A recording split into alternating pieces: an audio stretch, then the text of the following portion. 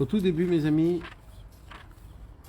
la première halakha de Ilchot de Sfirat HaOmer dans le Likuta Halachot, ça parle au sujet de la Torah numéro 20. Je vais vous donner juste un petit peu des anecdotes, comme ça on peut rentrer directement dans... Rabbi Nachman nous apprend, il nous dévoile que quand un homme, chas v'shalom, il faute, il perd son existence. C'est-à-dire quoi, il perd son existence? Il est moins intentionné. On ne fait pas attention à lui. Il y a il est ignoré. Il est ignoré par autrui, par ça dépend quoi. Mais il perd son existence, même de lui-même, son estime de soi. Il n'a pas d'importance de soi-même. Il est mis de baser un petit peu. Comment ça s'appelle? Il s'ignore.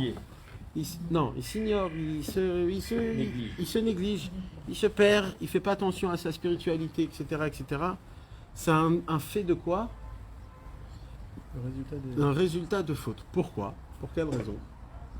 Parce qu'il y a une Gemara dans la Masechet Eruvin où il y a écrit qu'il y avait à l'époque une question qui a été posée au Beth Midrash. La question qui a été posée, c'est est-ce que ça valait la peine de créer le monde avec les êtres humains dedans, en sachant qu'ils peuvent faire des fautes? Est-ce que ça valait la peine pour Hachem? Maintenant qu'on connaît le monde, maintenant qu'on connaît les êtres humains, maintenant qu'on sait ce qui se passe, maintenant qu'on a vu la catastrophe qu'il y a, est-ce que Bémet, ça valait la peine pour Hachem que ce monde y soit créé? Il y a écrit que pendant plusieurs jours mamash, ils ont fait des débats. Oui, non, ça valait pas, ça valait pas. En fin de compte, Nimnu Vegamru, après plusieurs jours, ils ont tranché que apparemment ça valait pas la peine de créer ce monde avec les êtres humains, vu ce qui s'est passé, vu ce qui se passe dans ce monde.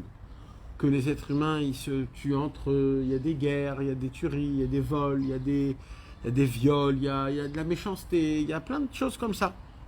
Alors apparemment, les Talmidei Chachamim, ils ont dit comme quoi, Béhémet, ça valait pas la peine que le monde y soit créé. Mais, la Gemara, elle continue à dire, puisque la Teshuvah, elle existe, alors, c'est bien que ça a été créé. Pourquoi? Parce que la Teshuvah, elle fait en sorte de ramener le manque, c'est-à-dire le chisaron, l'endommagement, on arrive à le réparer.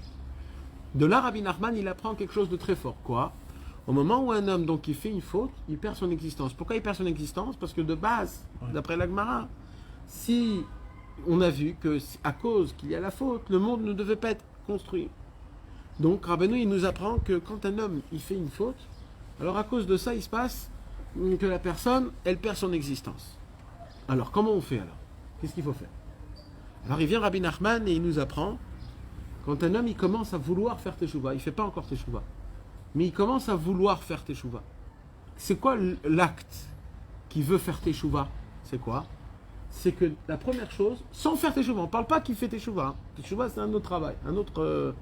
Mais là, la personne, elle se dit, il faudrait que je change. Un regret. Mais comment Zémit Baté, comment ça s'exprime? Comment ça s'exprime, cette volonté de faire teshuva? Comment? Le refaire. Non, ça c'est teshuva déjà. Non, il a honte. Non. Honte, c'est aussi encore un niveau. Le regret. Non. Le regret, oui, mais comment ça s'exprime le regret? Alors, il y a écrit comment? C'est déjà de se séparer de la faute. Ou alors des personnes qui te font faire fauter. Ça veut dire, un exemple. Un homme, il a 2-3 copains, il appelle le soir, viens, on sort, et lui, il sait que s'il va sortir avec ses copains, il va faire des bêtises. Alors, tous les soirs, il sort, tous les soirs, il fait. Et un soir, il se dit, il faut que j'arrête. Il faut que j'arrête, c'est pas bien pour moi, etc. Le monsieur, il n'a pas fait teshuva. Mais, il se dit, il faut que j'arrête. Alors, qu'est-ce qu'il fait? Quand ses copains vont l'appeler, il dit, écoute, ce soir, je peux pas. Au moment où tu as dit, je ne peux pas, tu as fait quelque chose que tu n'avais pas l'habitude de faire. Donc, tu as créé, il dit Rabbi Nachman, tu commences à créer une lumière d'Hachem, d'un nom de Dieu, où là-bas, tu arrives à créer une existence. On avait expliqué ça, c'est le nom de Eyé. C'est quoi le nom de Eyé? Je vais être. D'accord? Quand on est sorti d'Égypte, alors il y avait quoi? Hachem, il était appelé comment? El Shaddai. Avraham, Yitzhak et Yaakov connaissaient le nom d'Hachem au nom de El Shaddai. El, on a dit c'est quoi El? C'est la puissance. Et Shaddai, c'est quoi? Sha'amar leolamo dai. C'est le Dieu qui sait dire stop, jusqu'à là. Avraham Avinu, Yitzhak et Yaakov, ils connaissaient Hachem par le nom de El Shaddai. Et au moment où on est sorti d'Égypte, quand Hachem il est venu à Moshe, et il lui a dit à Moshe, Moshe lui a posé la question, s'il me pose la question, comment tu t'appelles, qu'est-ce que je vais leur dire? Là, Kadosh Baruch Hu, il dit, Eyeh Asher Eyeh, je vais être. C'est-à-dire quoi je vais être? Alors pour l'instant, je ne suis pas, je n'existe pas, Kaviachol, Kaviachol, pourquoi? Parce que pour l'instant, j'ai rien fait encore pour le Ham Israël, pour leur faire sortir d'Égypte. Mais le jour où je vais les faire sortir d'Égypte, là, je vais être appelé le nom de Eyeh. Il dit Rabbi Nachman, le nom de Eyeh, c'est quoi? C'est le nom le plus haut de tous les noms d'Hachem, Kaviachol. Pourquoi? C'est le premier nom du Keter. C'est le nom où Hachem va se dévoiler quand Mashiach viendra. Le jour où le Ham Israël il sera le plus fort et le plus grand, ce sera le nom de Eyeh. Dieu il sera Eyeh. Donc Eyeh, c'est la sphira du Keter. Et Keter, c'est quoi? C'est la couronne. C'est la sphira la première. Mais aussi Keter, ça veut dire quoi? C'est la première lettre de Kavod. Non. Katar li ze'er v'achaveka. Keter, c'est du mot patience. C'est quoi le secret? Quand un homme il veut commencer à faire teshuva, et qu'à ce moment-là même, Hachem lui éclaircit une lumière énorme de son nom le plus élevé, c'est quoi le concept? Comment ça s'exprime? Il dit Rabbi Nachman, c'est de savoir patienter. La première chose qu'un homme il doit apprendre quand il veut faire teshuva, c'est de patienter. C'est comme ça. L'homme, au moment où il fait une faute, c'est quoi la faute en vérité? C'est qu'il ne sait pas patienter. En gros, tout est permis. Hachem nous permet tout. De manger de la viande, c'est permis. Du lait, c'est permis. Il faut juste les mélanger. Aller avec une femme quand tu te maries, c'est permis. Donc il faut attendre que tu te maries. De gagner de l'argent, si tu travailles comme il faut, tu gagnes de l'argent. Mais de voler, c'est... Tous les ta'avot de ce monde, ils sont permis. C'est juste une question de patienter au moment où tu peux faire. Donc quand un homme, il fait une faute, c'est quoi sa vraie faute en vérité? C'est pas la faute en elle-même, c'est quoi? C'est qu'il n'a pas patienté. S'il aurait patienté, tout serait arrivé à lui en temps voulu, au moment voulu. Donc en vérité, le premier problème, c'est quoi? C'est qu'on n'arrive pas à patienter. Alors quand un homme, il veut faire teshuva, hein, son premier travail qu'il doit faire, c'est quoi? C'est de patienter. Ça veut dire quoi de patienter? Il dit Rabbi Nachman comme ça. Il dit dans le ciel, on veut voir si tu es vraiment très fort. On veut voir si ta volonté, elle est réellement importante. Pourquoi? Parce que Hachem, il dit, tu sais, mon fils, si je commence à avoir des liens avec toi très forts, plus que ce qu'avant, moi, je vais te donner tout mon cœur, je vais te donner, il dit Hachem. Et si je vais te donner tout mon cœur, tout mon âme, kaviachol, je parle kaviachol, et que toi, après, tu vas me tourner le dos, tu vas trop me faire du mal, ça va trop me casser. Alors, pour pas que ça me fasse moi du mal, il dit Hachem, je veux d'abord voir que tu es sérieux dans ton lien avec moi, et je vais te laisser patienter. Qu'est-ce qui va se passer quand tu vas patienter? Quand tu vas patienter, pendant ce temps-là, tu vas rechuter. Tu vas retomber. Il dit Rabbi Nachman, si tu es un fort d'esprit, tu regarderas pas. Tu continueras à faire ton chemin. Mais si tu n'es pas fort d'esprit, à chaque fois que tu retomberas, tu vas dire, allez, je suis un nul, je suis un as, c'est pas fait pour moi, j'arrive pas, c'est compliqué, allez, vas-y. Il dit Rabbi Nachman, dès que tu retombes, ça veut dire que tu n'es pas fort, tu n'es pas têtu. Donc c'était juste un moment que tu as bien passé. Mais, c'est pour ça qu'il vient Rabbi Nachman et il nous apprend quelque chose d'important. Il nous dit quoi? Il nous dit, sachez, quand vous allez faire teshuva, dans le ciel, tu vas te sentir au début bien, beau, fort, parce que tu as demandé pardon, mais tout de suite après, tu vas retomber. Et après, tu vas redemander teshuva et tu vas retomber. Et reteshuva et retomber jusqu'au moment où tu vas te poser des très grandes questions en te disant peut-être je ne suis pas fait pour ça, peut-être c'est trop fort, peut-être j'arrive pas. Ça s'appelle des problèmes d'Emouna. Il dit Rabbi Nachman, t'inquiète pas, c'est le processus. C'est quoi le processus? C'est qu'on ne te sort pas de la situation que tu es, on te laisse là-bas pour voir si tu arrives à tenir, malgré que tu es là-bas, à faire ta vie. C'est là où Rabbeinu il a dit l'essentiel de tout, c'est de ne jamais avoir peur. De ne pas avoir peur de ça. Alors maintenant, qu'est-ce qui se passe? Au moment où un homme, il patiente des semaines et des mois, il patiente. Ça veut dire quoi, il patiente? Il essaye à tout prix de ne pas perdre le languissement de faire teshuva. C'est ça la définition. La définition, c'est que de toujours avoir cette volonté de faire teshuva. Le problème, c'est quoi? Imagine-toi un homme, il a volé une grande somme d'argent. Il sait que c'est pas bien, qu'est-ce qu'il fait? Il va dans une tahana de mishtara, comme on dit. Police. Il va à la police pour se dénoncer lui-même. Il vient avec la somme d'argent et il va à la police avec la somme d'argent. Il dit bonjour, voilà, j'ai fait un vol, je veux dénoncer un vol. Ils entendent ça, il dit ok, reste là, patiente. Et on arrive. Ok, pendant que lui, il patiente, il voit un policier qui s'assoit avec un petit star de 200. Il se dit, oh, c'est sympathique. Il prend le petit star de 200 et il se le met ici.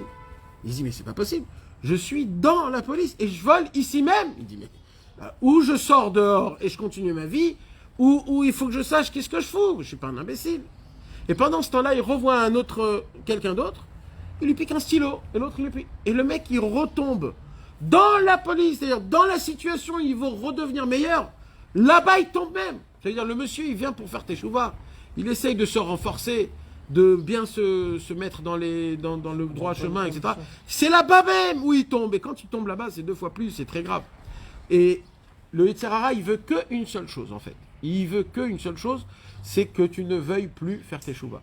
Ou alors que ça t'enlève l'envie, ou l'engouement. C'est que ça qu'il veut. Au moment où il t'a enlevé le Ratzon, c'est quoi? De vouloir exister. C'est ça, en fait. De vouloir exister. Parce que quelqu'un qui sert à Kadosh Baruch Hu, c'est que ça, l'existence. Quelqu'un qui faute, c'est pas l'existence. Alors tu veux, Akadosh Baruch Hu, il veut que toi, tu acceptes, je veux exister dans ce monde. Comment?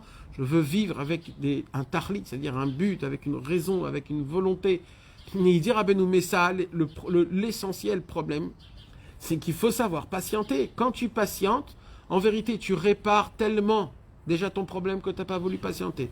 Deuxièmement, tu répares aussi le problème où en plein milieu, tu es en train de bouillir, et ça s'appelle, en la chaîne de Rabbeinu, Zvichat Hayetzer. C'est quoi Zvichat Hayetzer? Ou ton Yetzer Hara, tu le sacrifies. Comment tu le sacrifies? Il dit Rabbi Nachman, tu vas commencer à avoir très honte de toi. Tu vas avoir très honte. Tu vas capter que tu es un hypocrite. Tu vas capter que tu n'es pas un homme droit. Tu tombes pour des bêtises, et tu te remets pas debout, et tu retombes. Et là, il se passe quoi? Il dit Rabbeinu, et là, tu n'as plus de parole. Mais et l'amti doumiya, j'ai perdu ma parole, même parler avec Hachem, je ne peux pas. Pourquoi? Il dit Rabbeinu, il dit parce que quand tu fautes, tu es tombé du niveau de animal, et un animal, il n'a pas la possibilité de parler, alors, il peut rien faire. Il peut faire quoi? Il peut que crier à Hachem, sauve-moi, sauve-moi, sauve-moi. Jusqu'à cette personne, ce moment-là, il commence à avoir honte de lui-même. Dès que tu as honte de toi-même, il dit Rabbeinu, à ce moment-là même, tu purifies ton sang. Dès que tu as purifié ton sang, tes ta'avot, tu les as réparés. Et dès que tu as réparé tes ta'avot, ça s'appelle de faire teshuva. Parce que c'est quoi teshuva en fait? C'est d'avoir honte de tes fautes. Alors quand un homme, il voit qu'il n'arrive plus à parler avec Hachem, il voit qu'il essaye de faire teshuva, il n'arrive pas à faire teshuva, il voit que tout ce qu'il essaye de faire pour faire... il n'arrive pas, ça ne fonctionne pas. Il reçoit une sorte de honte, d'humiliation du ciel qu'on ne le laisse pas rentrer dans les portes de sainteté. Cette honte-là, c'est ça qui va te réparer, qui va te remettre dans le bon chemin et accorder ta teshuva. Rabbi Nathan, il vient et il dit, quand on était en Égypte, on a perdu notre existence. Pourquoi on a perdu notre existence? Parce qu'on a fauté, on s'est mélangé avec les Égyptiens, avec qui s'est passé ce qui s'est passé, et il y a eu plein de mauvaises choses. Il y a eu un moment où Pharaon, il est mort. Dès que Pharaon, il est mort, pour la première fois, les Juifs, ils ont crié devant Hachem. Pour la première fois, après 400 ans, ils ont crié à Kadosh Baruch Hu en disant, Ribono Shel Olam, sauve-moi et pitié de moi, etc. Au moment où ils ont crié, qu'est-ce qui s'est passé? Ils ont créé en eux-mêmes le nom de Eheye. C'est d'ailleurs la raison pour laquelle Moshe Rabbeinu, Hachem, il a appelé Moshe Rabbeinu, parce qu'il lui dit quoi? Il lui dit, regarde, ça y est, ils se sont réveillés, sauf ils ont pris après 400 ans. Alors maintenant, je t'appelle toi, Moshe, pour que toi, tu viennes les sauver. Et c'est là où il lui dit, je m'appelle Eheye, c'est-à-dire qu'à ce moment-là même, il a donné de l'existence au peuple juif. Et là, Akadosh Baruch Hu, il a vu que de eux-mêmes, ils ne pouvaient pas sortir d'Égypte. Alors qu'est-ce qu'il a fait Hachem? Il les a fait faire sortir d'Égypte que par une lumière qui descend direct du ciel, pas par notre effort à nous. C'est que l'effort d'Hachem. Et au moment où on est... Et ça s'appelle... Qu'est-ce qu'on a dit, mes amis? On a dit tout à l'heure, c'est quoi quand un homme, il regrette? Il ne fait pas encore teshuva, mais il a une montée de vouloir faire teshuva. On a dit, c'est quoi tout à l'heure? On a dit, c'est de s'éloigner de la faute. C'est ce qu'ils ont fait. Qu'est-ce qu'ils ont fait, eux? Ils ont compris que Pourquoi ils fautent? Ils fautent parce qu'ils sont en Égypte. Alors c'est quoi le premier travail qu'il faut faire? Sortir d'Égypte. C'est pour ça du jour au lendemain, ils sont sortis d'Égypte. Ça est terminé. C'est une étape avant. Tu t'éloignes, c'est pas ne pas la faire. Pour l'instant, tu t'es seulement mis dans des conditions favorables. Ce que je veux dire, c'est énorme. Mais... C'est énorme, pour le monsieur c'est énorme, parce que tout le problème c'est d'être là-bas. Oui. C'est un effort qui est énorme de s'éloigner des gens ou de l'endroit qu'il te fait faire tomber. Alors qu'est-ce qu'ils ont fait les béné Israël? Ils ont compris que le premier travail qu'ils doivent faire maintenant c'est quoi? Sortir d'Égypte. Bémet, ils ont demandé à Hachem, Dieu il rentre à Hatzot Laïla et il sort tout le Ham Israël. Au moment où on est sorti d'Égypte, alors il se passe quoi? On a dit dès qu'un homme il a voulu faire teshuva, c'est-à-dire quoi? C'est-à-dire qu'il s'est éloigné de la faute. À ce moment-là même, il y a le nom de Eheye qui commence à éclaircir sur lui. On a dit Eheye, c'est du niveau de Keter. Keter, c'est quoi? C'est Amten. Normalement, ils sortent d'Égypte. Akadosh Baruch Hu devrait les prendre, leur donner la Torah, leur faire entrer en Eretz Israël, et c'était terminé. Mais là, qu'est-ce qui se passe? Akadosh Baruch Hu, il dit non, vous ne pouvez pas recevoir la Torah. Ah bon? Alors on fait quoi? Il dit maintenant vous allez patienter. Patienter. Vous allez patienter. Pourquoi? Parce que Rabbeinu, il a écrit dans l'Ikouté Moharan que quand un homme il veut faire teshuva, il faut qu'il patiente. Alors vous devez patienter. Ah oui. Alors on a patienté pendant 49 jours. Qu'est-ce qu'il fallait faire pendant 49 jours, mes amis? C'était quoi le travail? On dit que pendant ces 49 jours, ils devaient toujours, tous, laisser une porte d'impureté, rentrer dans une porte de pureté. Enlever une mauvaise habitude, prendre sur soi une bonne habitude. Qu'est-ce qu'il fallait qu'ils fassent pendant ces 49 jours? Comment ça s'exprime ça? Qu'est-ce qu'ils ont fait? Eh bien, vous voulez savoir qu'est-ce qu'ils ont fait? Ils n'ont rien fait. Ils étaient là en train d'attendre. Et c'est là où Rabbi Nathan, il explique un concept très, très fabuleux. C'est quoi le concept qu'il explique? Nous, des fois, quand on s'assoit et qu'on attend, alors on croit que c'est passif. Parce que tu fais rien quand tu attends. Tu fais rien, tu attends quelqu'un. Il dit Rabbi Nathan, mais le sod de tout la Sphirata Omer, c'est quoi? C'est que d'attendre, c'est un travail énorme. C'est quoi d'attendre? C'est ce que je vous ai expliqué tout à l'heure. C'est de rester avec la volonté de vouloir arriver là où je dois arriver. Comme l'histoire que je vous ai racontée de Nachman Roussicher. Vous vous rappelez Nachman Roussicher? Le vieux, très très vieux Chassid Breslev, le dernier des Chassidés Breslev qui est resté. Un jour à Ouman, je viens à Ouman et je vois Nachman Roussicher. Déjà, il faut savoir que Nachman Roussicher, presque jamais il touchait le Tzion de Rabbeinu. Il dit, je suis jaloux des Baalei Tchouva qui viennent. Ils peuvent rester s'allonger dans le Tzion pendant des heures. Il dit, moi j'embrasse et mes lèvres se brûlent. Je ne peux pas rester une seconde au Tzion de Rabbeinu.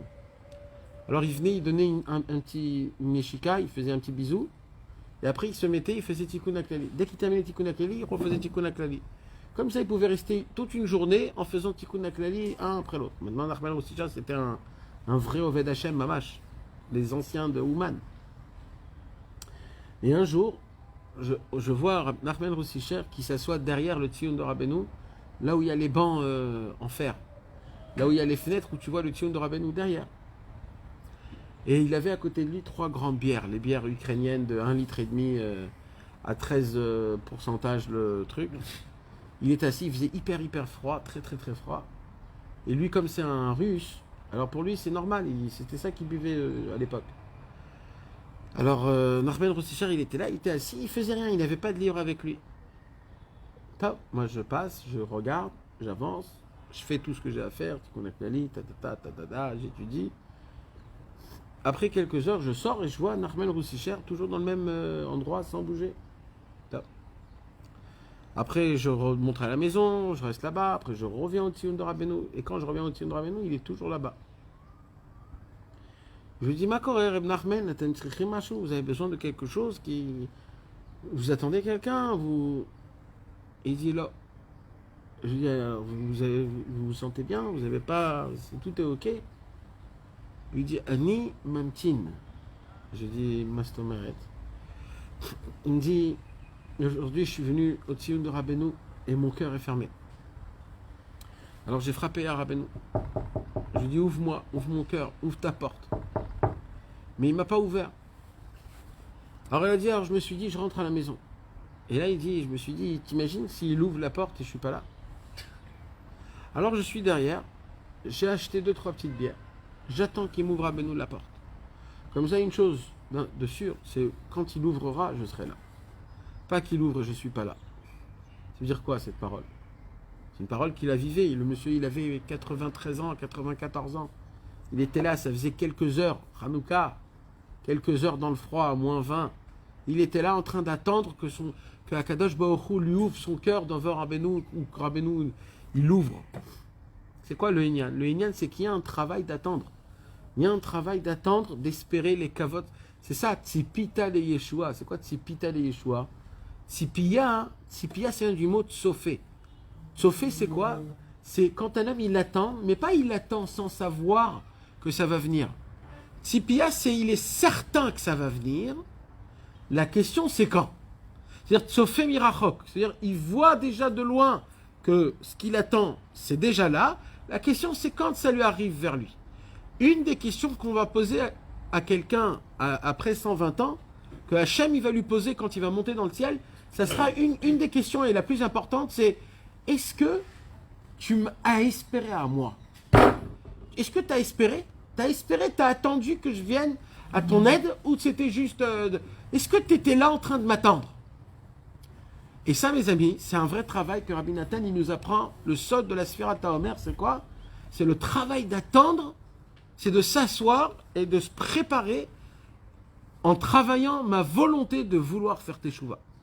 Maintenant, je ne peux pas. Alors, le monsieur, il doit faire quoi? Il doit faire teshuva, il doit demander pardon à Hachem tous les jours sur ce que j'ai fait de bien, de pas bien, si je pouvais faire mieux, si je pouvais faire pas mieux. Et au moment où un homme il dit ça, il doit travailler sa volonté. Je voudrais Hachem changer. Je voudrais avancer, je voudrais commencer une nouvelle vie, s'il te plaît. Laisse-moi, s'il te plaît, toutes les mauvaises choses. Je veux apprendre des belles choses. Et tu viens et quand tu dis ces paroles-là à Hachem, tu ouvres dans le ciel une porte qui est énorme, mais on te la ferme. C'est-à-dire, on te l'ouvre, mais on te dit tu ne peux pas rentrer. Il faut que tu patientes. Pourquoi? Toi, tu ne comprends pas, tu veux te battre. Mais c'est très bien, ça, cette sensation.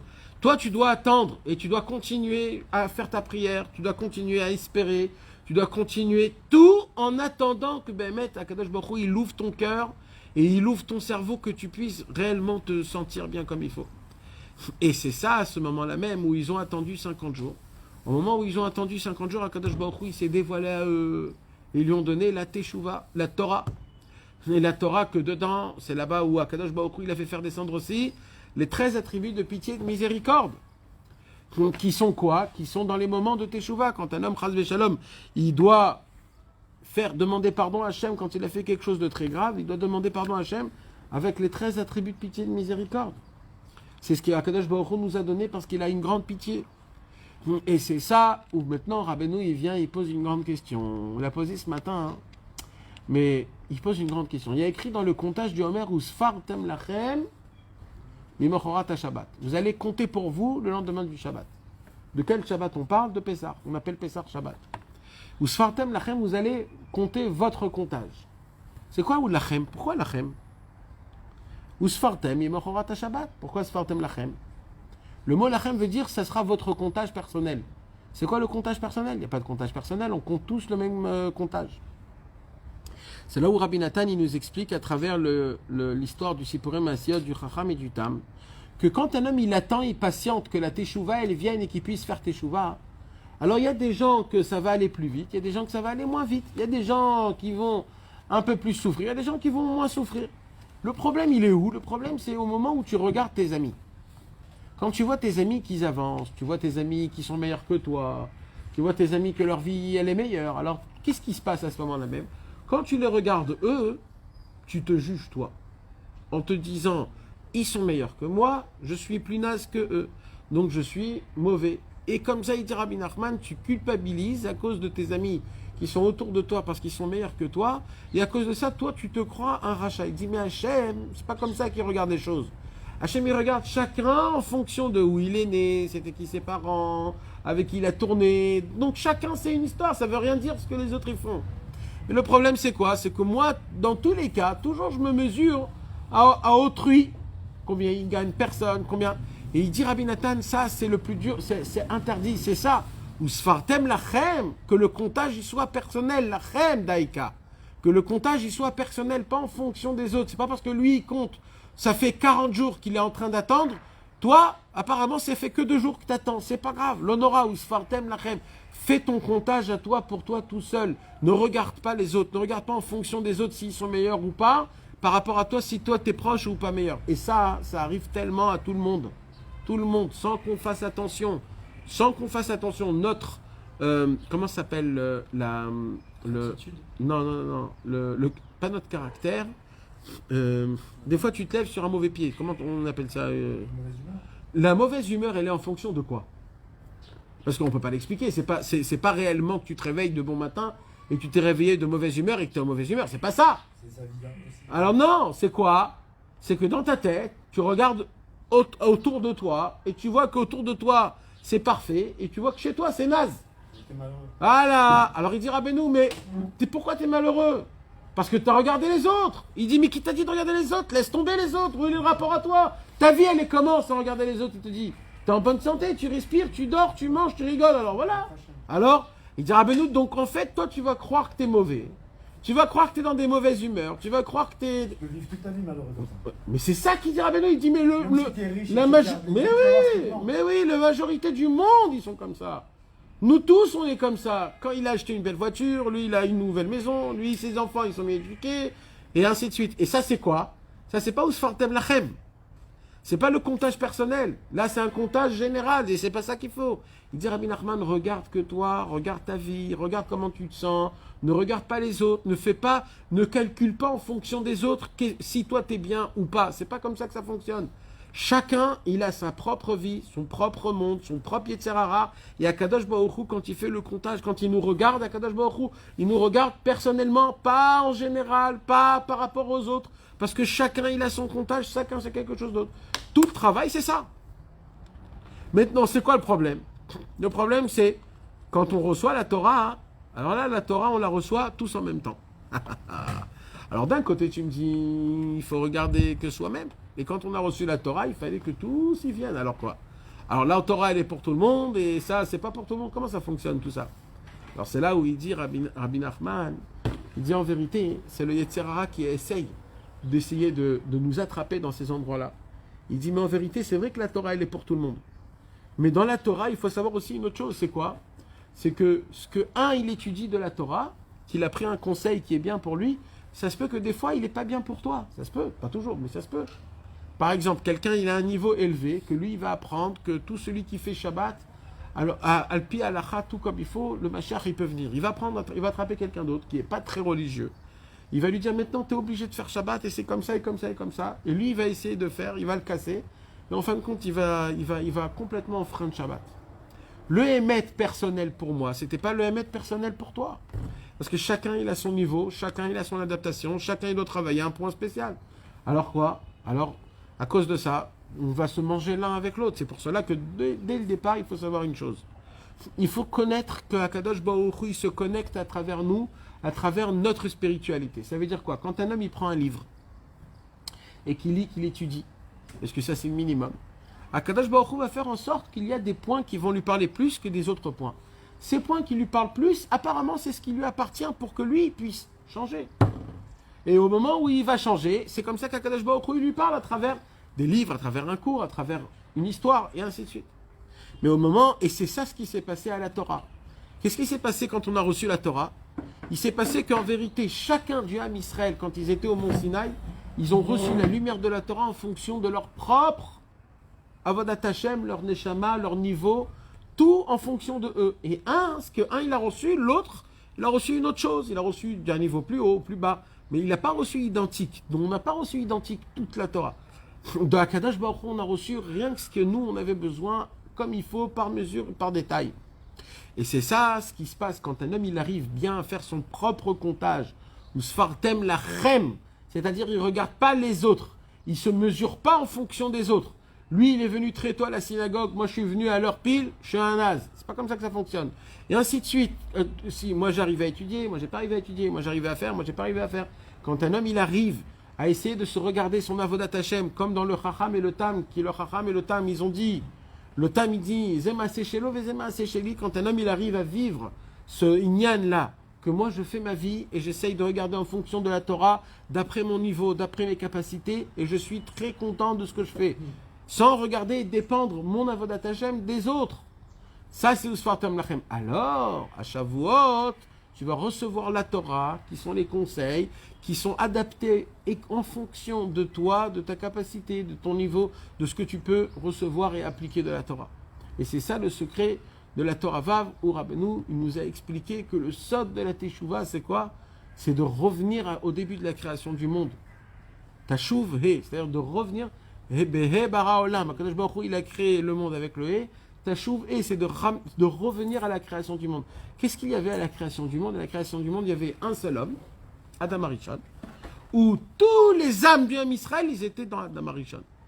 Donc de base, en fait, c'est quoi qu'on a besoin? C'est qu'on puisse arriver à un niveau que tout l'âme Israël, il forme une seule personne, un seul personnage. Comment? Déjà, quand chacun y vit sans regarder l'autre, alors chacun il va se découvrir soi-même. Mais quand un homme il vit les autres, alors il ne se découvre pas soi-même. Alors je vis lui, je vis lui, je vis lui. Lui il aime ça, alors aussi ça. Les hamburgers c'est bon, allez vas-y c'est bon. Mais en vérité on ne se pose pas la question qu'est-ce que j'aime vraiment, qui je suis vraiment, c'est quoi le moi vraiment. Moi je vis une sorte de personne.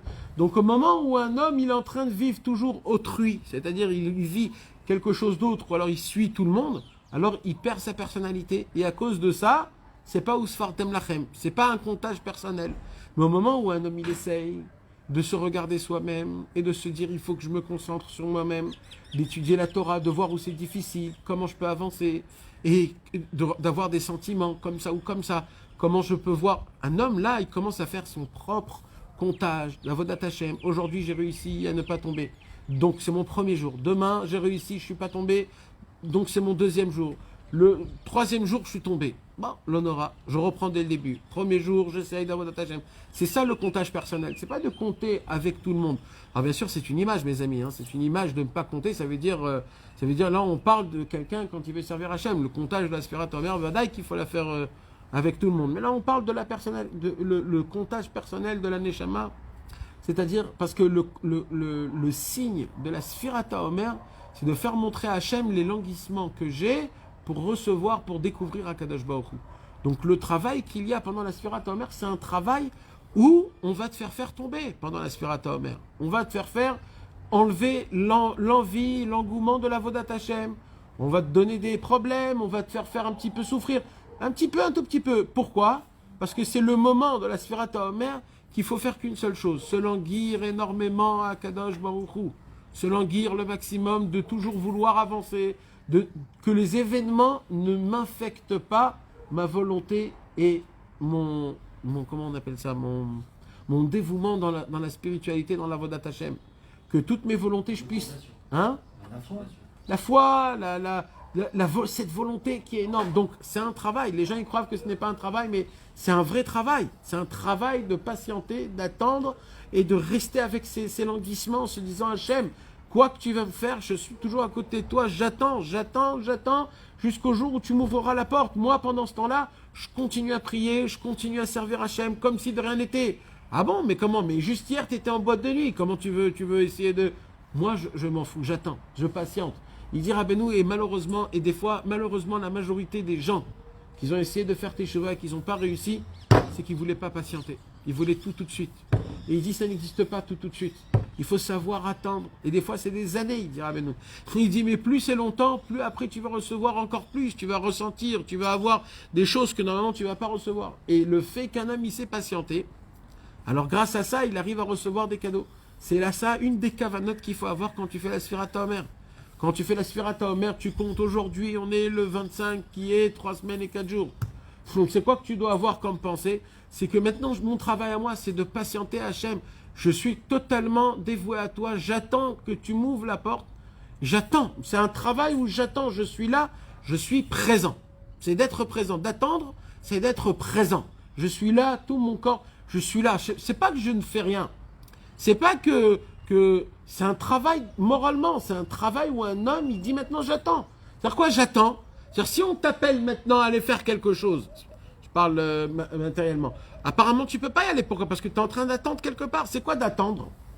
D'attendre, c'est de garder ma place. C'est que j'ai une place, j'ai pris un numéro. Prends ton tour. Voilà, j'ai pris mon tour. Maintenant, c'est quoi l'imbécilité la plus grande? C'est que, C'est de rater son tour. voilà, tu as perdu ton numéro. Perdre son numéro, c'est d'arrêter d'attendre. Qu'est-ce qu'il veut, Rabbeinu? C'est de renoncer. Exactement, renoncer, t'as désespéré. Tu dis, j'ai pas le temps, je reprendrai. Et comme ça, les gens, ils passent à ta place, ils passent à ta place. Ça s'appelle de ne pas attendre. Pendant la Sfirat Omer, Rabbeinu, il nous dit, perdez pas vos places. Vous attendez, vous espérez. On ne vous donne pas tout de suite. Alors, au moins, quand on va vous donner, soyez présents. Ne partez. Et comment on est présent? Quand on travaille notre languissement et notre volonté pour se rapprocher d'Akadosh Baruch Hu. Plus on la travaille, plus on garde notre place. Moins on la travaille, moins on garde notre place.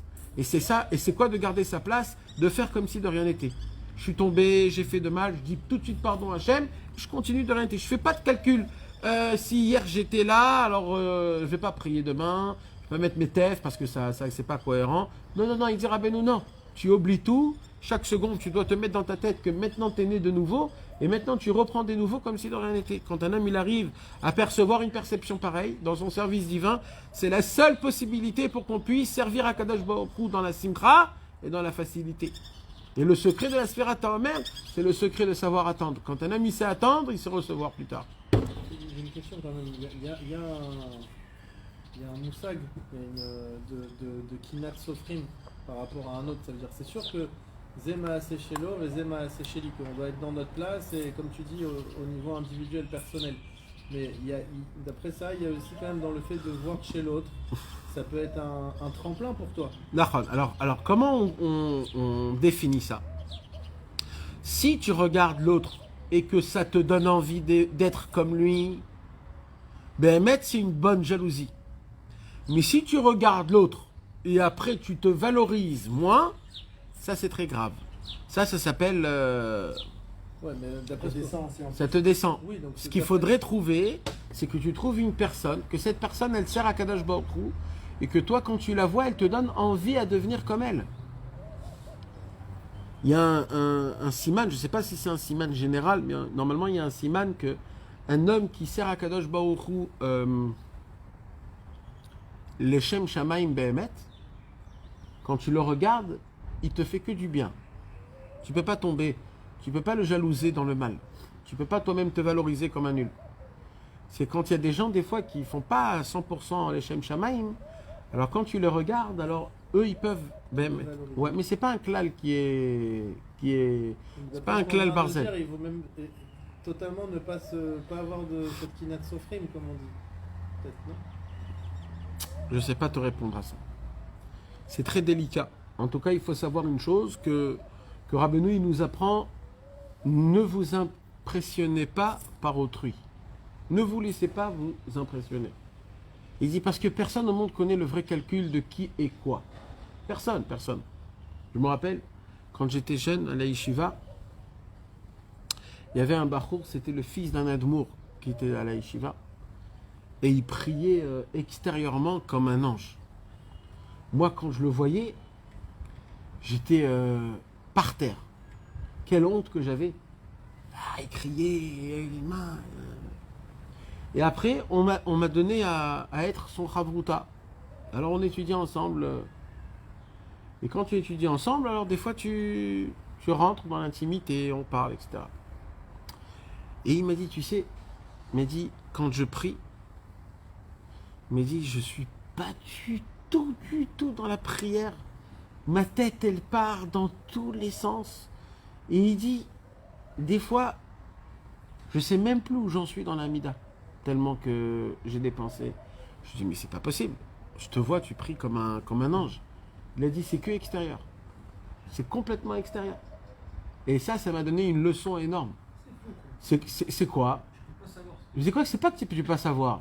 Mais même si tu es impressionné, mon frère, parce qu'il priait en criant avec les mains, mais c'est une sorte de... C'est pas un menteur, mais il était habitué comme ça, il prie comme ça. Mais moi, j'ai appris de ça qu'un homme, il peut prier comme ça et encore avoir des marches à vote dans sa tête en plein milieu de l'amida. C'est pour ça qu'il prie comme ça. Alors, imagine-toi comment ça fonctionne. Donc, on ne peut jamais juger. Donc, moi, je le regarde, je me valorise comme un nul, parce que lui, il prie mieux que moi. Mais en vérité, qu'est-ce que j'apprends? J'apprends qu'en vérité, il n'était pas là du tout dans l'histoire. C'est comme la fameuse histoire que Rabbeinu il a racontée sur le tzaddik.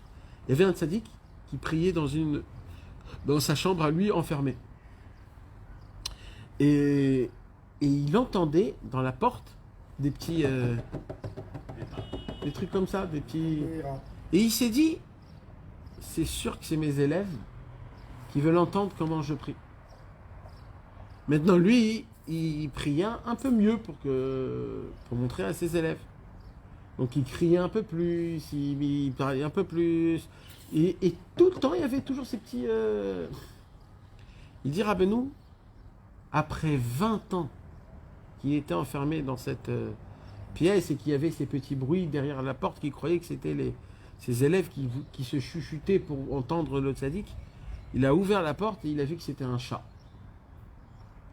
Il a dit Rabbeinu, et voici un homme qui a prié 20 ans pour un chat. Et c'est vrai ça? Oui. Et malheureusement, C'est pas sa logique. non, mais ça nous apprend quoi? C'est que des fois, on se... Il priait déjà, et t'as dit qu'il a plus prié avec plus de conviction. Ouais. Mais il ne priait pas pour le chat, il a voulu donner aussi de la conviction à ses élèves en leur disant qu'il faut avoir du... Ouais, mais c'est pas comme ça. Quand tu pries, c'est direct avec Hachem. Ah, tu veux dire qu'il aurait dû le faire déjà Eh oui, sans mais penser oui, à ça. exactement. Toi, t'es en train de parler avec qui? Avec Hachem, alors concentre-toi là-bas. Qu'est-ce que tu penses à lui? Et il l'a fait avec un srout... Non, alors apparemment c'était un peu de vice, ça s'appelle un peu de mensonge. Mais c'est du shakaratzmo. Oui, mais quand même, c'est pas méchant, c'est humain, on est tous comme ça. Mais c'est pas droit, c'est pas parfait, c'est pas les Shem Shamaim. Et nous, on fait ça plusieurs fois. J'ai peur de... Je vais me lever, je vais partir. Pourquoi? Parce que moi, j'ai jamais prié toute ma vie, je commence à mettre mes téfilines, Non, mais ça, etc. Et je me dis que si je suis au commencement de tout ça et que si je ne prie pas avec toute ma conviction... non, mais là, on parle d'un parce homme... que j'en ai pas assez... Non, justement, mais nous, c'est pas pareil que lui, parce que lui, c'est un homme qui était influençable. Et moi aussi. Nous, non. C'est mon Yetzerara tous les jours qui Non, m'influence. oui, mais nous, on n'influence pas des gens. Nous, on n'est pas des rabbinim ou des grands qu'on nous regarde. Nous, on est des gens simples. Mais lui, c'était un homme important que les gens le Il a pas regardaient. été émettre, Exactement. Normalement, un homme comme ça, qui influence le monde, il devrait être droit. Mais nous, on est rien, nous. Nous, on nous demande une seule chose. Concentre-toi devant Hachem. Quand tu parles, mets-toi devant Hachem. Sache qu'il y a Akadosh Baruch Hu qui est devant toi, qui écoute ta prière et qui prend un plaisir à t'entendre chaque seconde. Chaque seconde. Maintenant, fais tout que pour Dieu. Ne fais pas parce que lui il te regarde et parce que lui il veut te parler après la prière. Laisse tomber le monde. Être influencé par l'extérieur. Exactement. Tu viens à la synagogue dans la maison d'Hachem et tu dis voilà Hachem, c'est pour toi que je suis venu, c'est pour toi que je mets les tefs, c'est pour toi que je fais ce que je fais pour personne d'autre. Et quand un homme il vit comme ça, droit, yachar et émet, Akadosh Baruch Hu, il lui éclaircit sa lumière à lui parce que Dieu il s'appelle comment? La vérité, émet. Akadosh Baruch Hu, c'est la vérité, c'est son tampon. C'est avec ça qu'il arrive, le tzaddik, à émettre, Akadosh Baruch Hu, à essayer de nous influencer cette vérité pour que nous on soit sincères. Et c'est que comme ça qu'on arrive à réussir réellement à servir Akadosh Baruch Hu. Parce qu'après, c'est trop compliqué. Après, c'est pas pour Hachem. On a une volonté énorme de se créer une existence à travers ce monde. Une personnalité, alors on essaye de faire rigoler les gens, on essaye de charrier les gens, on essaye de trouver un lien de contact social, on essaye de trouver des choses comme ça. Mais en vérité, tout ça, c'est du vice, c'est du pipeau, tout ça. Reste quitté, sois quitté, parle ce que tu as envie de parler, ce qui est bien, ce qui est pas bien. Tu essayes de te raisonner, tu essayes... c'est un homme simple, fais ce qu'il faut faire, fais pas ce qu'il faut pas faire, c'est tout. Sans réfléchir trop, sans trop compliqué. Et c'est comme ça qu'ils ont fait les bénis Israël. Qu'est-ce qu'ils ont fait les bénis Israël? On leur a dit patientez les gars, patientez, vous sortez d'Égypte, maintenant patientez. Normalement, qu'est-ce qu'ils devraient dire? Maintenant on est sorti, donne-moi tout de suite le truc, sinon après j'ai peur de repartir. Hachem il a dit non, on va attendre. Et si tu repartiras, il y a un problème, il faut que tu me pries. Il faut que tu sois fort. Tout le travail c'est quoi? C'est d'être actif dans la passive. Chaque personne individuelle comme les Bnei Israël qui ont attendu, je sais pas, 400 ans je crois. Ils étaient 400 ans en Égypte, ouais. Donc ils ont attendu 400 ans. Et après ça, ils doivent attendre encore autre chose. Exact. Et on est aujourd'hui, par exemple, 5 dans cette synagogue. Et chacun, il a son niveau de prière. Exact. Et qui mérite, toi, on va dire que Exact. ceux-là, il mérite d'avoir plus. On va dire. D'avoir ce qu'il attend aujourd'hui. On va dire, ouais. Ah, comment? Alors Alors, on remet tous en question finalement. Lui, il est bien et nous, on a des attentes et on n'est pas vraiment correct. Qui est bien? On va dire qu'un d'entre nous, il est beaucoup plus honnête et tout ça, il mérite plus d'avoir. Ouais, mais le plus. Donc on est tous dépendants en réalité les uns des autres parce que. Non, on est il y en a dépendants. un qui n'y aura pas la foi ou qui remettra en question. Qui Jamais, devra attendre. jamais. C'est toute une histoire d'attente. Maintenant, l'attente, elle est en fonction de ta Je ne volonté. parle pas d'une attente personnelle. Ouais. Je parle d'Am Israël, ce qu'on attend, le Mashiach, tout ce qu'on attend, le peuple. Donc on est 10, il y en a 9 qui sont très très bien, il y en a un qui remet les choses en question, donc tout est repoussé pour lui, Non, pour tout le monde. non. Hachem, il a dit, moi, il me suffit 10 personnes.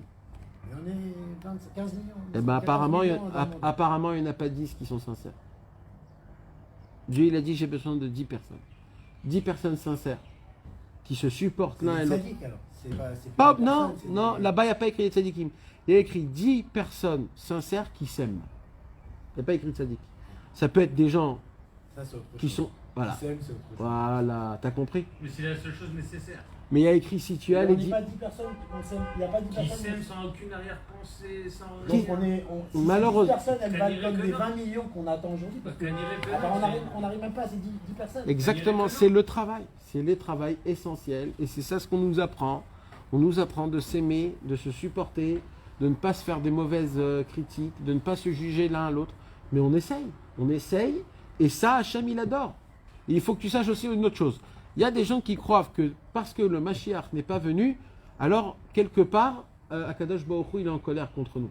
Parce qu'on ne fait pas ce qu'il faut. C'est complètement faux, ça. Je vais t'apprendre quelque chose que Rabbi Nachman, il a dit. Il a dit, Rabbi Nachman, Akadosh Baruch Hu, il prend un plaisir tellement grand aujourd'hui. Le fait qu'on est là, qu'on ne sait pas, que le Mashiach n'est pas là, on a des problèmes, chacun il a sa sauce, et ainsi de suite. Mais on continue à croire, on s'efforce, on essaye. Et Hachem, il prend un plaisir tellement grand qu'il dit, tu t'imagines si jamais le Mashiach, tout ça je vais rater. Pendant ce temps-là, les petites choses qu'ils font les gens, les petites choses, mais pour moi, même qui sont loin, combien ça fait des belles choses dans le ciel, combien ça répare. Donc en vérité, il faut que tu comprennes que c'est le fait que le Mashiach n'est pas ici, il n'est pas venu, c'est pas parce qu'il nous punit de quelque chose, c'est parce que Hachem, il adore ce qu'on fait. Alors oui, c'est vrai, il faut que le Mashiach il arrive, mais ce que nous on fait, c'est encore plus important que le Mashiach. Et les gens, ils croient que le Mashiach, ça s'arrête là, c'est le summum. Pas du tout, du tout. Quand un juif, il a une possibilité de faire une avéra, une vraie faute, et il se dit, je vais me tenir le plus fort possible, je ne tomberai pas, et il n'est pas tombé, à ce moment-là même, 30 Mashiach ne vaut pas ce monsieur-là. La Kadosh Baruch Hu, il le regarde, il lui dit, c'est toi mon prince, c'est toi, t'es l'homme le plus fort au monde, c'est pour des gens comme toi que je laisse encore ce monde, parce que c'est un plaisir qui est énorme, qui fait dans le ciel des choses qu'on ne peut même pas s'imaginer, que tout le Ham Israël est bénéfice de ça, tout le Ham Israël, pas que lui, tout le Ham Israël est bénéfice, mais c'est pour cela que Rabbi Nachman, il est venu dans ce monde pour nous apprendre une chose, c'est quoi? Comment faire teshuva. Voilà. Rabbi Nachman, c'est le seul rabbin qui est venu dans le monde et qui nous a appris comment faire teshuva. Lui, il a été vrai avec la vérité. Il s'est dit, on ne va pas aller par 36 chemins, c'est très compliqué aujourd'hui. La majorité des gens, ils ne savent même pas ce que ça veut dire la teshuva. La majorité des gens, même s'ils savent, ils ne veulent pas faire teshuva. Et quand on fait teshuva, on peut toujours tomber. Alors, personne ne sait le droit chemin. Alors Rabbeinu, il dit, le moment est venu à essayer de vivre. Je vais vous dévoiler des nouvelles clés pour faire teshuva. Et c'est là où il nous apprend. Savoir patienter, ne pas avoir peur, d'essayer de demander toujours, d'être en mode toujours de teshuva, d'essayer de réclamer mon languissement envers Akadosh Baruch Hu, envers Hachem, continuer tout le temps. Tout ce qu'on a parlé, tout ça, ce sont des conseils. Comment un homme, il a la possibilité de marcher dans ce monde, d'avancer et d'être toujours en mode teshuva, même s'il refaute, mais d'être toujours attaché à Akadosh Baruch Hu. Et un homme comme ça, quand il montera dans le ciel, il sera reçu par tous les tzadikim. Alors quand on compte le Homer le soir, mes amis, il faut essayer d'avoir une pensée que je puisse être un bon patient, que je puisse patienter, que je puisse faire mon comptage à moi, que je puisse rester avec mes volontés et mes languissements de faire teshuva. Quand tu comptes, il y a la puissance, mamage, il y a la puissance du comptage chaque jour. On est le 25, le milieu de toute la sphira, c'est le centre. 55. Qu'Akadosh Baruch Hu nous donne le mérite que le centre, qui est aujourd'hui le centre, ça puisse éclabousser contre toute l'année. Finalement, celui qui a un jour d'études ou qui en a 30, quand il pose des questions, par exemple, toi tu as posé une question tout à l'heure, je me souviens plus, ça m'a donné du courage. Tu as posé des questions? Non, que tu aies posé une question. C'est ta facilité. Non, c'est que tu aies posé une question qui m'a pas percuté à moi dans le sens où j'ai entendu, je ne sais pas si j'ai compris, mais j'ai entendu. Et je me suis dit, mais finalement, tiens, ce garçon, cet homme-là, il est religieux, il est plus religieux que moi en tout cas, il prie, il truc, il fait ça. Et il a des questions. Hein. il pose des questions. Non, je ne sais pas comment dire les choses pour pas avoir de la gava ou des trucs comme ça, mais. Non mais sois simple mon frère. Alors, Dis- il pose des questions et voilà. Il pose des questions et ça m'a.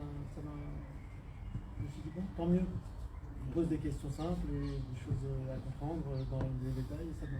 Merci. Rabbi Nachman, il a dit la catégorie, la qualité, pardon, la plus belle que Akadosh Baruch Hu, il adore plus que tout au monde, c'est la simplicité.